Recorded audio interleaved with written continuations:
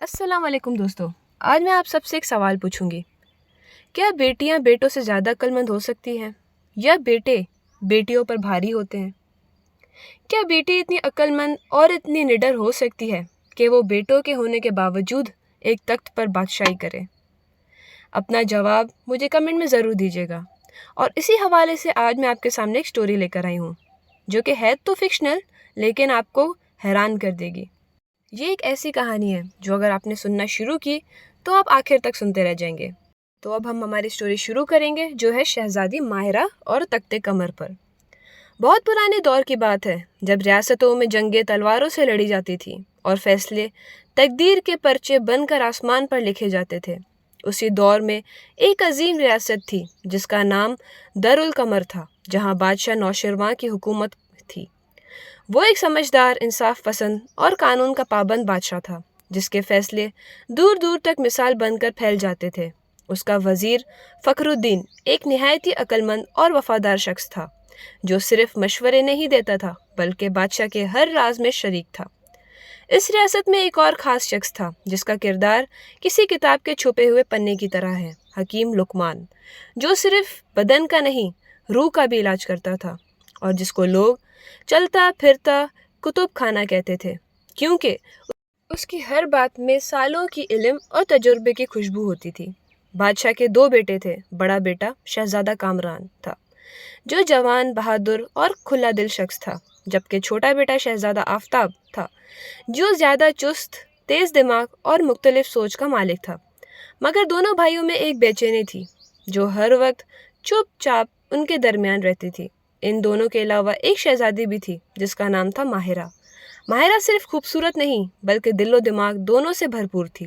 اس کی آنکھوں میں صرف سپنے نہیں بلکہ کسی گہری سوچ کا جادو تھا، اور ہر شخص اسے صرف ایک شہزادی نہیں بلکہ ریاست کی اصلی روح کہتے تھے۔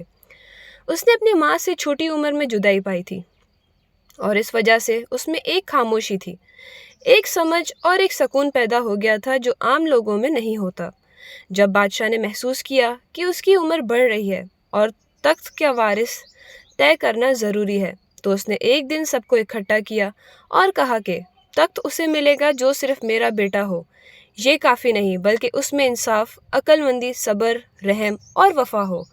یہ فیصلہ سن کر محل میں خاموشی چھا گئی، لیکن اندر ہی اندر ایک طوفان اٹھ چکا تھا۔ کامران نے سمجھا کہ یہ تو اس کا حق ہے، جبکہ آفتاب نے اس فیصلے کو ایک چنوتی سمجھا اور اندر ہی اندر چھپی چالاکی سے تیاری شروع کر دی۔ ماہرہ جو کہ یہ سب دیکھ رہی تھی، اس نے محسوس کیا کہ اگر وقت پر کوئی فیصلہ نہ ہوا تو دونوں بھائی ایک دوسرے کے دشمن بن جائیں گے اور ریاست تباہ ہو جائے گی۔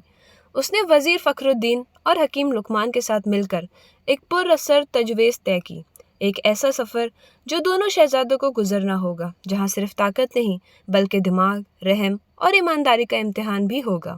یہ سفر ایک پرانے شہر دارالوشتک تخت، جنگلات، پہیلیوں اور چھپی طاقتوں سے بھرا ہوا تھا۔ رات کے اندھیرے میں ماہرہ نے اپنے کمرے کے اندر بیٹھ کر اس پرانی کتاب کا مطالعہ کیا جو حکیم لقمان نے اسے دی تھی، جس میں لکھا تھا کہ اصلی وارث وہ نہیں جو تلوار چلائے بلکہ وہ ہے جو اپنے اندر کے اندھیرے کو روشنی میں بدل دے۔ ماہرہ نے دونوں بھائیوں کے لیے ایک ایک پرچے تیار کیے جس میں ان کو صرف ایک شرط دی گئی: جتنا چاہو لے جاؤ مگر واپس صرف وہی لے آنا جو تمہارے لائق ہے۔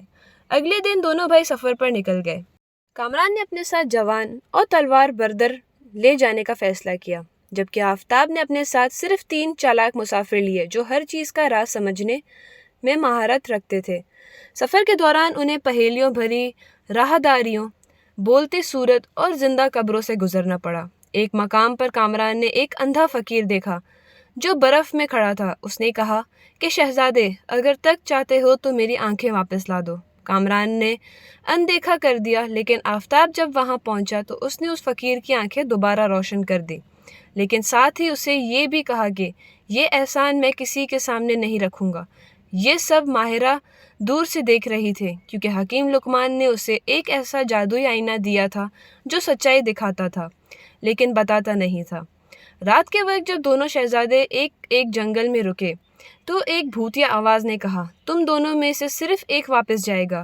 یہ سن کر دونوں کا رنگ اڑ گیا، مگر جب وقت گزرا تو آفتاب نے کامران کی زندگی بچائی اور کہا کہ تک کا مطلب صرف حکومت نہیں، کبھی کبھی کسی کی زندگی بھی اس سے بڑھ کر ہوتی ہے۔ اس فیصلے نے ماہرہ کے دل میں ایک اور روشنی بھر دی کہ اس کا چھوٹا بھائی جو کبھی صرف اپنا فائدہ چاہتا تھا اب بدل رہا ہے۔ جب دونوں واپس ریاست آئے تو بادشاہ نوشروان نے کہا کہ تم دونوں نے سفر تو طے کیا لیکن فیصلہ ماہرہ کرے گی کیونکہ حقدار وہی ہے۔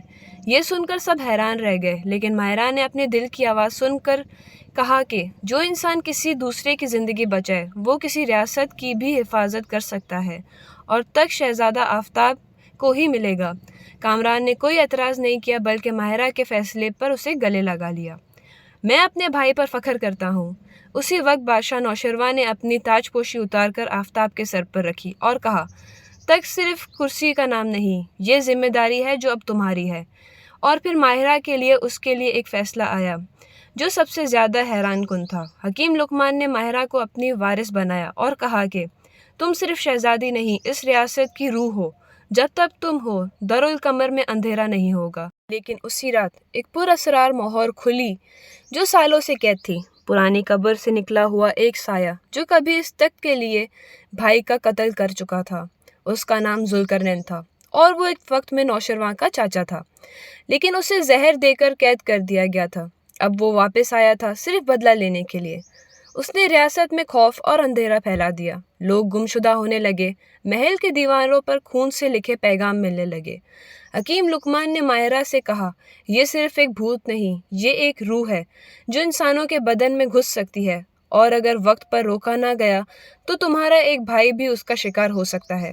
یہ سن کر ماہرہ نے ایک نیا ارادہ کیا، وہ خود ذوالقرنین کا سامنا کرے گی۔ اس فیصلے نے اسے موت کے قریب لے گیا، لیکن اس نے کسی کو کچھ بتایا نہیں۔ اب کہانی کا اصلی کردار سامنے آنے لگا تھا، ایک ایسی شہزادی جو صرف بہن نہیں تھی بلکہ ایک نگران تھی، ایک روحانی پہلوان تھی جس کو وقت نے چنا تھا۔ اور جب ذوالقرنین نے ماہرہ کے روپ میں اس کا درد محسوس کیا تو اس کی روح چیخ اٹھی، یہ کیا چیز ہے جو تمہارے اندر ہے جو میری نفرت کو روکتی ہے؟ ماہرہ نے کہا، یہ محبت ہے جو کسی بھوت سے بھی زیادہ طاقتور ہے۔ اور پھر اس رات ایک ایسا نور چھایا جو صدیوں تک دارالقمر کی دیواروں میں رہا اور ریاست بچ گئی۔ بھائی اکٹھا ہوئے اور شہزادی ماہرہ ایک مثال بن گئی۔ جو بات صرف اختیار سے نہیں ہوتی، وہ کبھی کبھی ایک بہن کے جذبے سے پوری ہو جاتی ہے۔ شہزادی ماہرہ نے جب ذوالقرنین کے دل میں چھپی نفرت کو محبت کے روپ میں توڑ دیا تو کچھ لمحوں کے لیے لگا کہ سب کچھ ٹھیک ہو گیا ہے، مگر رات کے نیلے آسمان تلے اب بھی کچھ ایسے سائے تھے جو صرف وقت کے ساتھ ابھر کر آتے تھے۔ ذوالقرنین کی روح تو روشن ہو گئی، مگر اس کے ساتھ ایک پرانی مہر بھی ٹوٹی تھی جو دارالظلم نام کے ایک راز سے جڑی تھی۔ یہ ایک ایسی کتاب تھی جو کبھی بادشاہ نوشروان کے دشمن نے لکھی تھی، لیکن کبھی کسی نے کھولی نہیں تھی، کیونکہ کہا جاتا تھا کہ جو اس کتاب کو پڑھے گا اس کے دل میں وہی خواہش جاگ اٹھے گی جو اسے تباہ کر دے گی۔ یہ کتاب اب حکیم لقمان کے ہاتھ لگی اور اس نے ماہرہ کو بتا دیا کہ دارالقمر اب صرف طاقت کا مرکز نہیں، اب یہ ریاست وقت کے کنارے کھڑی ہے، جہاں سے اگر ایک قدم بھی الٹا پڑا تو پورا سلسلہ مٹ جائے گا۔ ماہرہ نے سن کر فیصلہ کیا کہ وہ اپنے بھائی آفتاب کے ساتھ مل کر ریاست کے اندر چھپے ہوئے دشمنوں کا پتہ لگائے گی جو ذوالقرنین کے وقت سے اب تک چپ تھے اور اب نکل کر سامنے آ رہے ہیں۔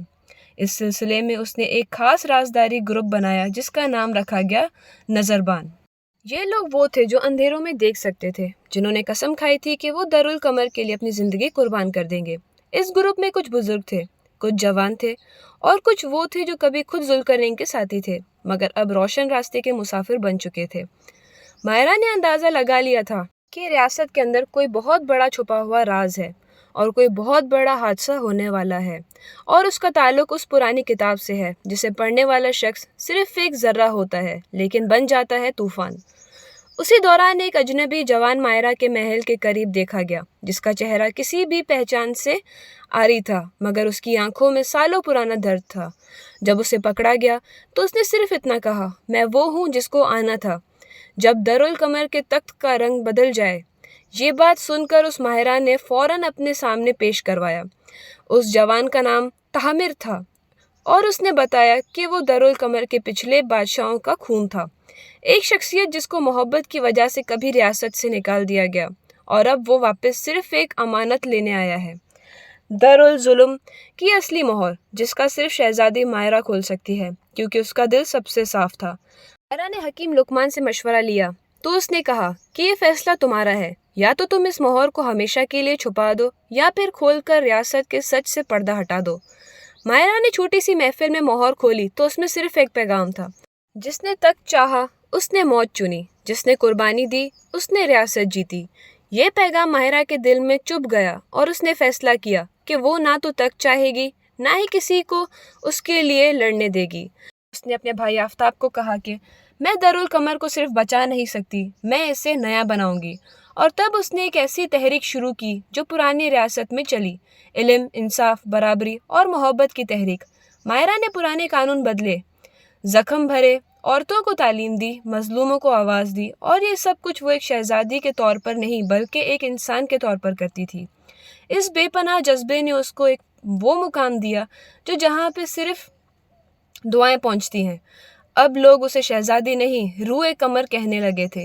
लेकिन कहानियाँ ख़त्म नहीं होती, क्योंकि दरुल कमर के ज़ाहिर ज़मीन अब भी एक सिर था, एक जादुई दरिया जिसमें सदियों से वो सूलियाँ, वो अजीम लोग सोए थे जो कभी कुर्बानी देकर रियासत के लिए मिट गए थे। एक रात माहिरा ने ख्वाब में देखा कि वो दरिया जाग गया है और उसमें एक पुरानी आत्मा उभर रही है, एक आत्मा जिसका सर उसके कंधों पर नहीं लेकिन आंखें आसमान में देख रही हैं। जब माहिरा ने ये ख्वाब हकीम लुकमान को बताया तो उसने कांपते हुए कहा, वक्त आ गया है कि तुम सच में सम्राट बन जाओ, लेकिन इस मर्तबा ताज सुनहरी नहीं होगा, इस दफ़ा ताज तुम्हारे खून का होगा। और उसी वक्त माहिरा ने फैसला कर लिया कि वो अपने भाइयों को वापस उनका असल हक देगी, लेकिन खुद उन लोगों के साथ चली जाएगी जो कभी दरुल कमर के लिए खुद कुर्बानी बन गए थे। और फिर एक दिन बिना किसी ऐलान के, बिना किसी सिपह सालार के, शहजादी माहिरा गायब हो गई। लोग कहते हैं वो जो जादुई दरिया में चली गई थी, जहाँ वक्त रुक जाता है, जहाँ रूहें ताकत बन जाती हैं और जहाँ सिर्फ एक नाम गूंजता है, माहिरा, माहिरा, माहिरा। अगर आप चाहते हैं कि मैं आगे आपको इसी कहानी का पार्ट 2 सुनाऊं तो मुझे कमेंट्स में ज़रूर बताइएगा। और ये भी बताइएगा कि क्या शहजादी माहिरा वो तख्त हासिल करने के लायक थी या उसके भाई लायक थे। तब तक के लिए ख्याल रखिएगा। खुदा हाफिज़।